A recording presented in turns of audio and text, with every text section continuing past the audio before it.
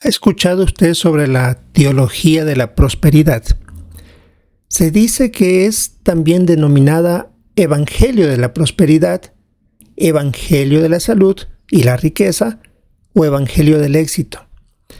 Esta es una creencia religiosa controvertida que sostiene que la bendición financiera y el bienestar físico son siempre la voluntad de Dios para los que tienen verdadera fe y que solo tienen un discurso positivo. Es decir, que ven las cosas, todo que va a salir bien. No hay nada negativo en su vocabulario. Y claro, también que mientras más donaciones hagan, más aumentarán su riqueza material debido a la bendición de Dios. ¿De dónde salió esta idea? Algunos atribuyen a la época de Job, donde este hombre, después de haber pasado por muchas situaciones difíciles, se le bendijo con el doble de todo lo que tenía. Eso es una manera de pensar muy engañosa.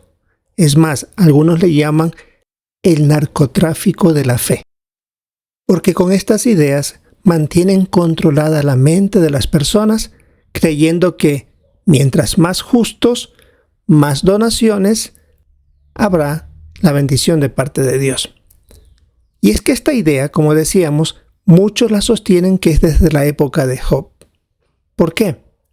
Veamos, por ejemplo, en la conversación que tuvo con uno de sus amigos. En este caso, el que intervino fue Zofar. Y él afirmó que Dios les quita las riquezas a los malvados y de esa manera estaba insinuando que a Job lo que le sucedía era como consecuencia de cosas ocultas. Examinemos algunas expresiones que dijo este hombre aquí en el capítulo 20 del libro de Job, el versículo 5, luego el 10 y por último el 15. Job 20:5 dice que el grito de alegría del malvado es pasajero y la felicidad del irreverente solo dura un momento. Ahora el versículo 10. Sus propios hijos intentarán ganarse el favor de los pobres. Las manos de él devolverán su riqueza. Ahora el versículo 15. Se ha tragado la riqueza, pero la vomitará. Dios se la sacará del vientre. Esta era una clara insinuación de la posición que antes tenía Job como un siervo leal a Dios y que tenía mucha prosperidad, tanto económica como familiar, pero ahora se encontraba en una condición muy calamitosa y por eso estaba insinuando que Dios le estaba quitando lo que no merecía porque no era justo. ¡Qué manera de tratar a un hombre leal! A un hombre que no solo se había beneficiado por su esfuerzo, sino también estaba ayudando a otros que lo necesitaban. Por eso esa idea de tener mucho dinero, y por eso se tiene la bendición de Dios, no es lo correcto de pensar. Y claramente Job les hizo ver a ellos, en especial a Zofar, que estaba muy equivocado con lo que estaba diciendo. Si leemos ahora las palabras de Job en el capítulo 21, versículos 7 al 9, Job le está recordando que aún las personas malas tienen prosperidad económica. En estos versículos dice así: ¿por qué los malvados siguen viviendo, envejecen y se hacen ricos? Sus hijos están siempre delante de ellos, y ellos llegan a ver a sus descendientes. Sus casas son seguras. Ellos no sienten miedo, y Dios no los castiga con su vara. Un buen punto aclaratorio de parte de Job. Los malvados siguen viviendo, envejecen y se hacen ricos. Sin duda, tanto estos hombres como Job deben haber conocido personas que no hacían favores a otros, que siempre se beneficiaban para sí mismos violando ciertas leyes comunes de la vida. Y ellos reconocían que aún los malvados podían vivir tranquilos en casas seguras y que Dios no los castigaba. Un buen contraste, una buena aclaración de parte de Job. Hoy también queremos pensar de la misma manera. No es que necesariamente Jehová va a bendecir abundantemente de manera económica a alguien que sea justo, a alguien que le sirva lealmente a él. Hay muchos que tengan dinero, sí, dentro del pueblo de Dios, pero ellos utilizan ese dinero, en la mayoría de los casos, para fomentar la obra de las buenas noticias o para mudarse a otros lugares donde hay necesidad y utilizan esos recursos económicos para mantenerse y poder ayudar a las personas a conocer el mensaje del reino. ¿Por qué podemos decir así que no es necesario que alguien tenga mucho dinero o que sea bendecido para tener la protección de Dios? El mismo caso del Señor Jesucristo es una demostración que alguien es justo, pero no necesariamente tiene mucho en sentido material.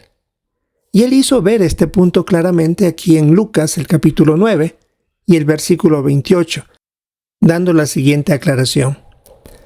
Pero Jesús le contestó: los zorros tienen madrigueras y las aves del cielo tienen nidos, pero el Hijo del Hombre no tiene dónde recostar la cabeza.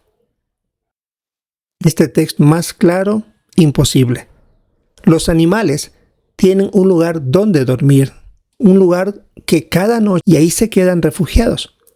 Pero en el caso de Jesucristo, Él aclaró, no tiene dónde recostar la cabeza. Es decir, no tenía una propiedad personal que dijera, esta es mi casa, esta es mi cama, etc.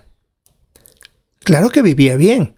A Él lo invitaban recaudadores de impuestos, personas que tenían alta posición dentro incluso de los líderes religiosos, o su ropa era de calidad porque, según la Biblia, habían mujeres que lo atendían, esposas de personas de rango importante que utilizaban sus recursos materiales para proveerle a Jesús.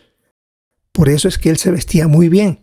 También que cuando Él falleció, los soldados romanos se pusieron a echar suertes o a jugar para ver quién se llevaba la ropa interior que tenía, que era de excelente calidad.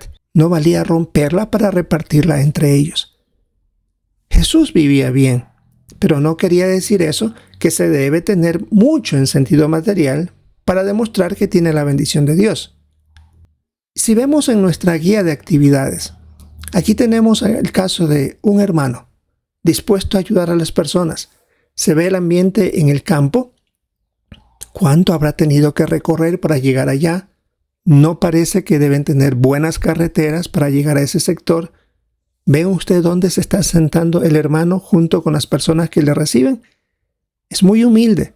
Su interés principal no es la comodidad, no es los recursos económicos, no es esa la demostración de que está haciendo la voluntad de Jehová, sino más bien estar dispuestos a recibir de Jehová la ayuda para llegar a las personas y que ellos sean bendecidos no en sentido económico, sino por el conocimiento que puede llevarles a la vida eterna.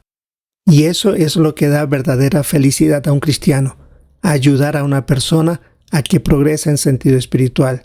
O si no se obtiene un curso bíblico debido a las circunstancias de la localidad, por lo menos ese cristiano se siente feliz de llevar las buenas noticias, de cumplir la voluntad de Jehová. Esa es la bendición que nos enriquece.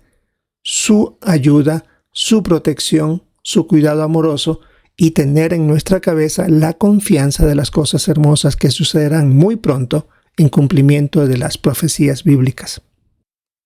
Por lo tanto, mientras en este mundo se pone en la cabeza de muchos que tienen que ser bendecidos en sentido económico para declararse ser justos y aprobados por Dios, nosotros entendemos perfectamente que la bendición de Jehová tiene que ver con su aprobación, su ayuda para ser instrumentos utilizados en llevar unas buenas noticias a las personas que tanto lo necesitan y que se den cuenta que la prosperidad en todo sentido será para dentro de muy poco tiempo, bajo su gobernación, donde realmente disfrutaremos de vida que jamás nos hemos imaginado que existiría, pero todo eso se lo conseguirá bajo la aprobación de Dios en condiciones totalmente diferentes a las de ahora.